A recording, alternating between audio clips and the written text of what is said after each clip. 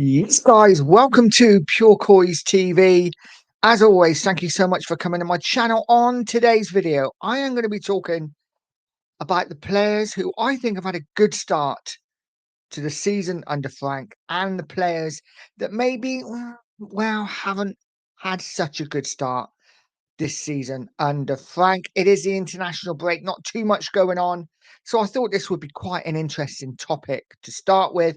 And you guys in the comments, please get involved. Let me know who you've been impressed with and who maybe you haven't been so impressed with. Before we get into it, guys, please do me the absolute honor of liking the stream, of subscribing to the channel, and hitting that bell notification so you know when all of my content is about to drop. Let's get into it. So, Spurs, the start to the season has been pretty decent, hasn't it? One defeat in 10, one defeat in 11. If we include, of course, the Super Cup game that we drew 2-2 against Paris Saint-Germain. Of course, we did lose on penalties, but one defeat in 10, seven in the Premier League now, just one defeat, and actually unbeaten in the last 7 games in League and Cup. So a pretty decent start to the season under Frank. The football's not quite gelling yet, but definitely looking an improved team, defensively looking more sound. And I'm actually quite excited about Tottenham and what they may do going forward. Let's talk about the players I think I've been really impressed with. And guys, please in the comments, drop a comment in. Let me know what you think. Do you agree? Do you disagree? And let's get into it. So the first player, of course, is this man, Mohamed Kudus. I think no doubt about it. For me, has been our best player this season. We haven't had a wide player like this for a long time. A long, long time. Not since Bell. Guys, let me know in the comments. When was the last player we had a wide player like this? I mean, we could talk about Sonny, of course, but this guy, I think, will win us games on his own at times. He's a player that when the ball goes to him, it sticks. It sticks. Already 4 assists and a goal. Scored his first goal, of course, at the weekend against Leeds, and a great goal it was too. I think only good things are going to come from Mohamed Kudus. I love the way when the ball gets up to him, it doesn't matter if there's 2, 3, 4 players around him. They will just not get the ball off him. They will not get the ball off him. He is fantastic at holding the ball up, fantastic at taking pressure off from the defence. And when Van der Ven and Romero see that Kudus have the ball, they must at least for 5 seconds be like, oh, okay, we got to rest. We got to break because you know the ball is not going to bounce off him. He's not going to lose it. He's not going to give it away. It's just going to stick. So for me, so far, player of the season for Tottenham, in my opinion, and it is early days. This is a bit of fun, guys, because we are on an international break. For me, so far, Kudus has been the player of the season for Spurs. This man also, Yao Polinia, what a great signing he is. Only on loan at the moment. Let's hope we make it full time. What a good looking man as well. Got to be said. But what a fantastic player. I got told that this guy could only tackle. Can't pass the ball. I've seen him pass it a lot and pass it well. Doesn't score goals. Well, I think he's our top goal scorer along with own goals and Richarlison. So he's a guy that can tackle. What a fantastic tackler. Breaks play out well. Always in the right position. He wins the ball. He passes it off. He does a simple thing. And he scores goals. A proper man, a proper leader in that number 6. Absolutely love Polinia. And hopefully, we will sign him in the summer. A special mention for Mickey van der Ven as well. For me, I think he's been fantastic this season. Another player that I was told once Ange left, Van der Ven is no good. He's not a great defender. He's only good at running back.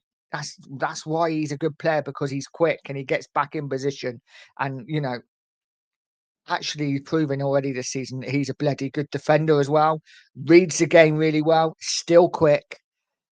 Actually isn't as bad as heading that everyone says he is. He's won a lot of headers, a lot of aerial draws this season.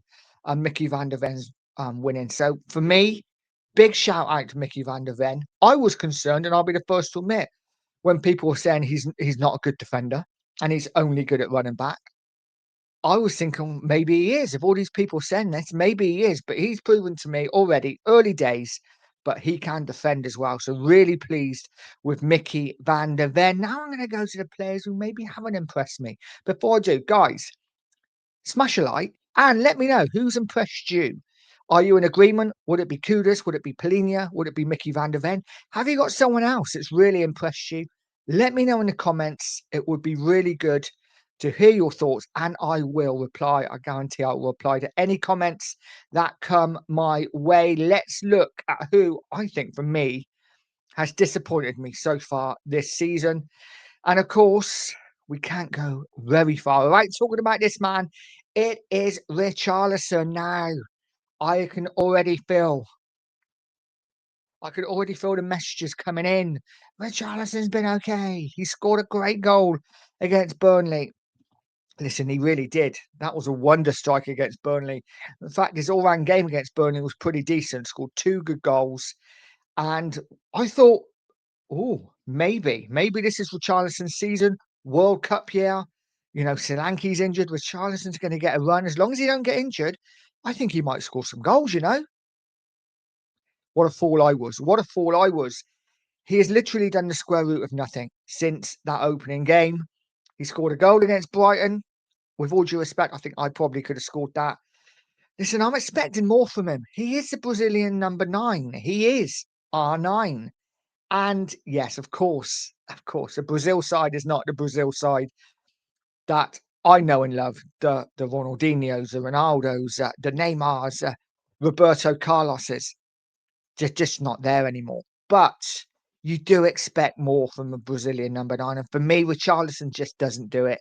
He spends most of his time on his arse. He isn't strong enough. He doesn't win a lot of balls in the air. He never seems to be in and around the right position. So for me, Richarlison, yes, he scored 3 league goals, but has done pretty much nothing apart from that opening game when he scored a couple of goals. I'm expecting more from Richarlison. I want more from Richarlison. Guys, drop a comment in. Let me know what you think about Richarlison. Am I being harsh, or do you agree? And the next one might cause a bit of division. We will see. It is, of course, this man. It is Vicario. I don't know what to say about Vicario. You know, I like him as he seems like a decent guy. He seems like if I had him in the same team as me, I would probably love him. But for me, he just isn't good enough. He is terrible when it comes to crosses. He is not good with his feet. He's just not commanding. And yes, does he pull off the odd great save? Yes, of course he does. Of course he does. He's a Premier League and international goalkeeper. I would expect him to pull off good saves. And he is a great shot stopper. But for me, the basics, the catching, the playing with his feet, the pushing the ball out when you're taught as a goalkeeper basics. When you save the ball, push it out of danger. Vicario for me this season has been really poor, and actually was last season as well. People say that, oh, you're just being a revisionist because you're watching a couple of games from this season and he's been poor. No, I'm seeing it from last season. I'm seeing it from last season as well. The League Cup win in the final, he made a howler, which if Mickey van der Ven wasn't there, United would have scored. Who knows what would have happened after that? Yes, he pulled off a couple of saves late on. I hear when people say they were wonder saves. They were saves that any top class keeper should save. Against Leeds at the weekend, did he put off a couple of saves? Yes, of course he did. He's a Premier League goalkeeper. I'd expect him to save those kind of shots. Maybe again, I'm being harsh, but it's just the way I feel. For me, Vicario isn't good enough. People say that he's not. We don't need to replace him right now. He's not the biggest issue. For me, apart from the left wing, he is the biggest issue because with him being so flappy, with him being so erratic at the back, it puts a defence all over the place for me. It really doesn't make for a secure defence. So I would 100% be looking to sign a new keeper in the summer. We're not going to get one in January, but in the summer, definitely be looking at a new shot stopper, someone who can do everything. Listen, we are going to have to get a good keeper because Vicario is decent, but for me, not good enough. Again, guys, drop a comment in. Let me know what you think. Am I being too harsh?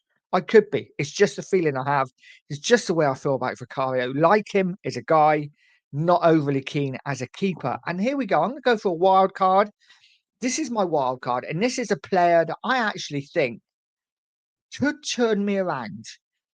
Last season, I was very much, no, I don't care if he leaves. For me, I know he's young, but he's not for me. This season, he's not played too much, but when he has come on, I've been really impressed. And this is this man. It is Archie Gray. Now, again, like I say, probably being harsh, last season, he was played all over the defence, left back, right back, centre back. And to be fair, as a youngster, and in Ange's tactics and Ange's system, he was left wanting. And I felt for him. I really did. I felt for him last season. This season, you know what? Everyone's saying he's a 6. For the games that he's played, I think he might have played the opening game against Burnley as a 6. But since then, a couple of times he's come on as an 8. And I've been really impressed with him. I've been more impressed with him going forward than I have being more defensive, if that makes sense.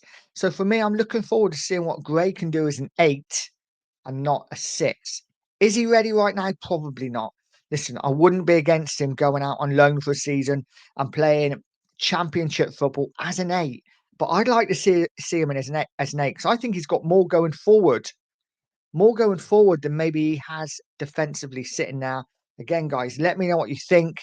So my wild card for best start to the season is Archie Gray, even though he hasn't played that much. Guys, as I've said, drop a comment in. Those are my choices. Let me know what you think. Do you agree? Do you disagree?